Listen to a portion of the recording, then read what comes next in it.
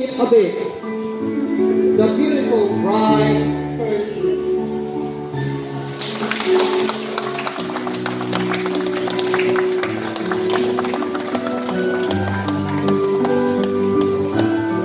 Every step you take is a promise of forever.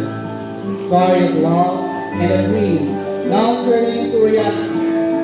Let's give her the applause she deserves.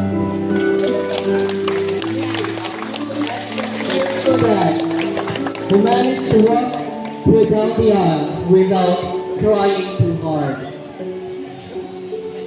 Ladies and gentlemen, love has officially entered the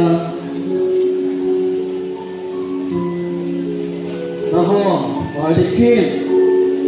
Today, she was not just a bride's first friend, but a living proof that love, loyalty, and good justice must never go out of style. Let's give her another round of applause.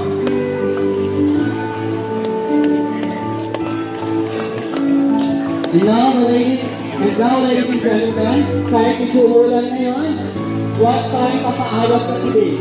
Because rain or shine, and today, clearly rain, love will always find a way. We don't have an umbrella. This next moment is something truly special.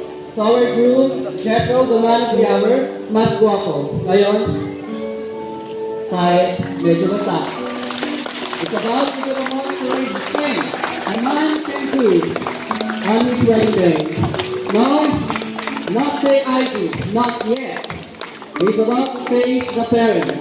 But don't worry, Jethro comes with peace. He comes not to steal away, but to lovingly fetch the woman of his dreams. The rain feeds today, not is early. Mula sa kanyang mga magulang na unang nagmahal at nagkalugan sa kanya. And in this gentle rain, there's something poetic. Because they say, ulan sa kasal ay swerte. And they say, it's just the sky getting emotional. Masyado kasi nakikilig tayong itong dalawang to.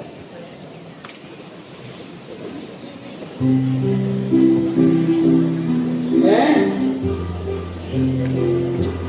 to appreciate the effort of our